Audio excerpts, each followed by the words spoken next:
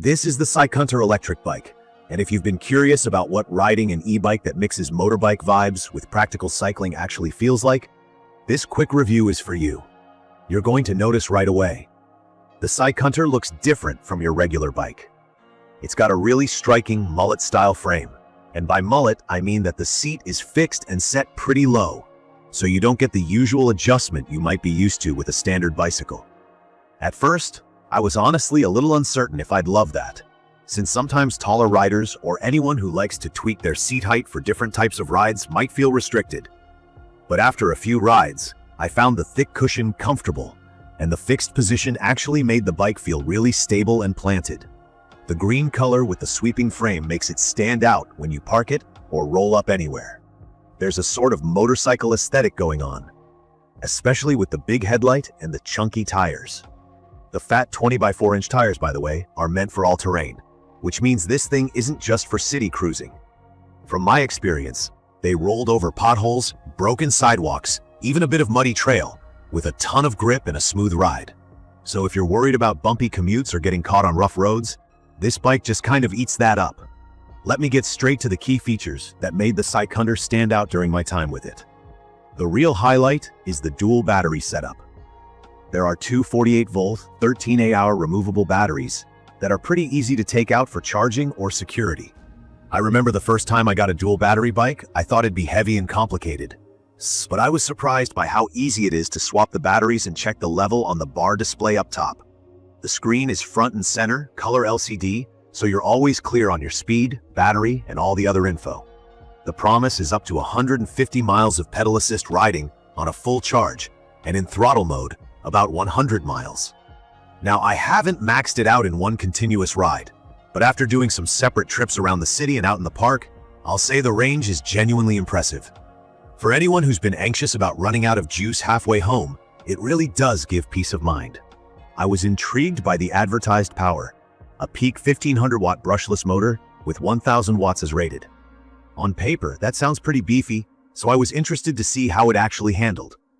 Off the line, it's not the snappiest acceleration, which, to be honest, I kind of liked. That means you're not getting jerked forward or caught off guard, which is especially reassuring if you're newer to e-bikes or riding in crowded city spots. It builds up speed smoothly, and with pedal assist set to level 5, you can reach up to 28 miles per hour. That feels quick, but not scary.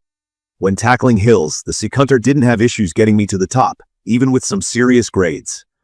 On a tough 15% incline, the speed slowed, but it kept moving.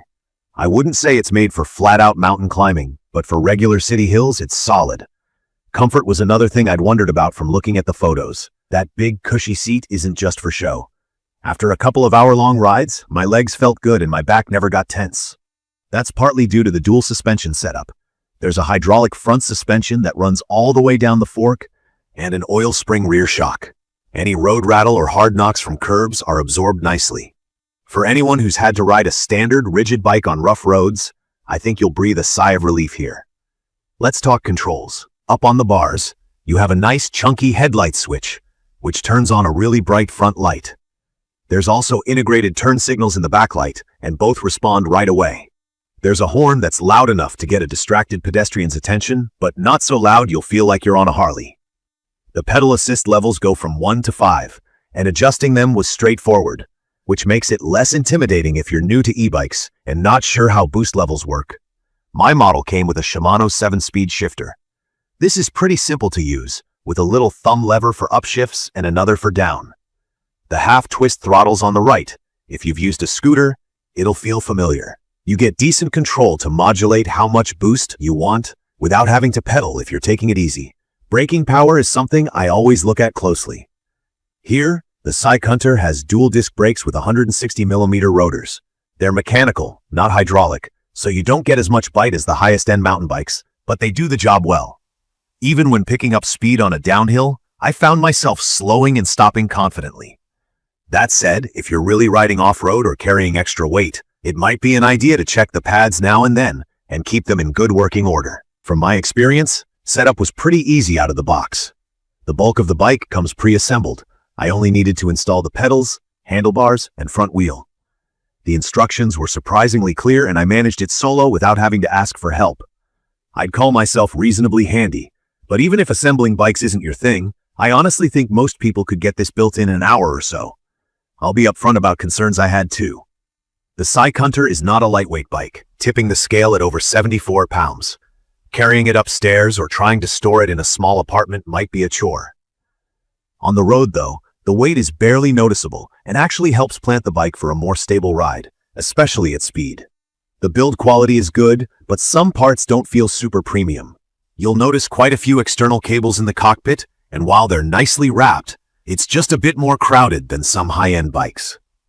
I also wish the seat had a little more adjustability for personal fit, but the one-size design does manage to fit most riders from about 5'4" to 6'5", which is impressive. Visibility and safety have clearly been thought through. The retro headlight and rear taillight plus turn signals make riding after dark way less stressful. I used it for night rides and felt much more confident, knowing drivers could actually see me, and I could signal turns clearly. The fat tires also have reflectors, and there's a solid side stand for parking anywhere. In my opinion, CycHunter is perfect for anyone who wants a dependable, long-range electric bike for mixed city and trail use, and especially if you're looking for something with style and real utility. I wouldn't say it's meant for hardcore mountain bikers or folks who crave ultralight carbon racing bikes. But if you commute, like weekend rides, or want to try light off-roading, I'd recommend this for you. Using the CycHunter has been a lot of fun and pretty eye-opening. The worry about running out of battery medium ride is basically gone. The comfort is honestly better than some e-bikes I've ridden before, and the power is ample for real-world riding. I feel much less stressed about traffic or bad roads, since it absorbs so much shock and keeps you visible at night or in bad weather. In conclusion, the CycHunter Electric Bike hits most of the marks for what I look for in an e-bike: convenience, real-world power, range, and a nice dose of personality. If you're on the fence or new to e-bikes, the learning curve is short and you'll probably be up and riding in an afternoon. Just be mindful of the weight for storage. I've had a positive experience, and I think it's a great choice for those looking to get more into electric biking without the fuss. So that's my quick review of the CycHunter Electric Bike. If you found this video helpful, make sure to subscribe to the channel and drop your questions or experiences in the comments below. Thank you for watching.